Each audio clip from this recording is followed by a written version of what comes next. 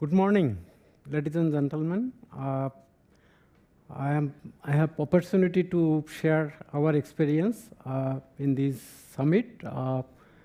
Thank you, HundrED, to give this opportunity. I am Profulla Chandra Barman. I am working in BRAC education program in Bangladesh. Just little bit myself. I am working 30 years in this organization. I am starting from frontline supervisor, and now I am heading the programs. During these 30 years, I enjoyed to work with the children who especially disadvantaged in Bangladesh as well as other part of the world. So little about BRAC. BRAC is the organization like it started after 1971. We got freedom. Just we recall before 47 years how our country faced difficulties. Near about 10 million people was refugee, and also the most of the people in our country displaced from their homes.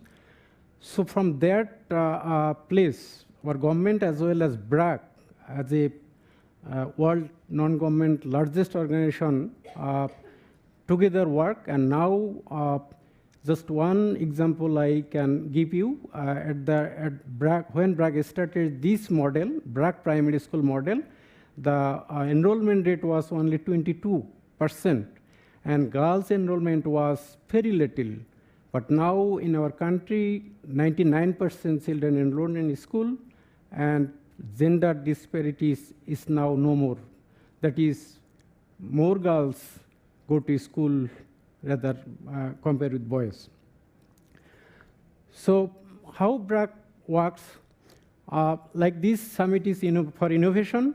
BRAC's emphasis this innovation from its inception period. Like BRAC's founder, Sir Fazl Hasan Abed, who awarded all over the, from all over the countries, he says, small is beauty, but large is necessary. So his motto is first assessing the needs or demand of the community, then innovate, and then pilot and scale up, not only in the country as well as other parts of the country. And he also says, who needs support most, we help them. So this is BRAC. So the model I will present today here, the BRAC primary school model, an innovative innovation creating access and impact life of disadvantaged children beyond Bangladesh. This is one story. Like I already mentioned, before 47 years we got freedom. At that time, the people were displaced. So BRAC started work for relief and rehabilitation program, and as well as started adult education, what we called at that time functional education, for creating awareness among the people and some kinds of literacy. As I mentioned, our founder says assessing the needs of the people. So during the different session, the adult population, they says, why you designed for us for functional education? We need much more education for our children because they are not going to school. So then we decided to intervene the program that is BRAC non-formal primary school model. My previous speaker says still 125 million children out of school, which is reality of the world as well as our country. Like the SDGs 4 now says providing quality, equitable education for all, but still a lot of children out of school. And this part of children, especially the disadvantaged children all over the world. So this is difficult for the mainstreaming system, like for the government of all countries to enroll all children from this portion of the children. So for that purpose, this innovation, we call it is safety net for the poor children. This is non-formal. In the beginning, we catered 70% girls, because at that time in our country, girls not go to school because of distance of the school. The goal we are feeling that not only in Bangladesh as well as other countries who do not go to school, to access those children and to support the government of those countries to achieve SDGs goal. Now, how this model works. In this model, I already mentioned this is safety net for the poor children. Like this is non-formal setting. We cater 30 to 33 children in the school. There is only one teacher, and it is cohort system. One teacher started in grade 1, and this teacher completed 4 years course. In our country, it is 5 years primary school cycle, but we complete it is 4 years. That accelerate learning through developing that kinds of curriculum. This is inclusive education. I here mentioned like this school more focused on child-centered pedagogy, and for that, teacher is the facilitator.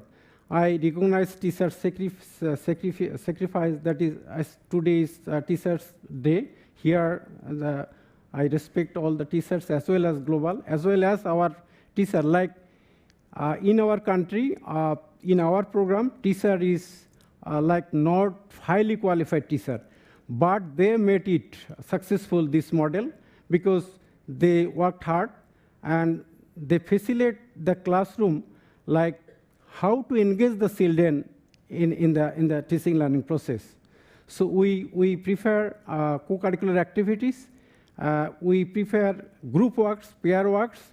We have a lot of supplementary materials to interact the children and explore the materials, as well as some project and outside of the class also.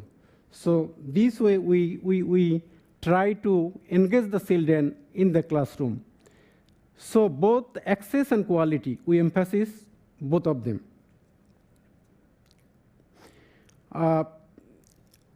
Still, we maintain 100% teacher, female, because we found when we catered this teacher early 1985, we found mostly women are not engaged in works in our country. So we engage them. This is empowerment of the women, as well as we also engage them because we found teachers are most, female teachers are most good for the teaching learning. So this is flexible class hours. Like this is non-formal setting. So we focus on teachers' parents' demand.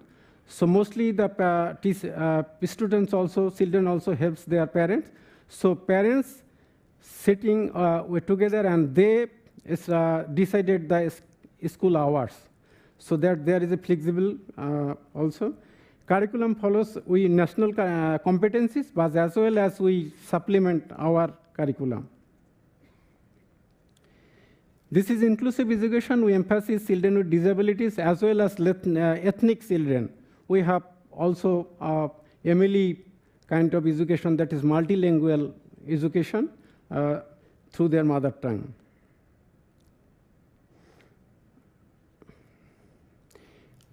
For ensuring quality, we emphasize the independent reading. So we have a school library within the class, as well as we have some other intervention like the financial and social education for the children.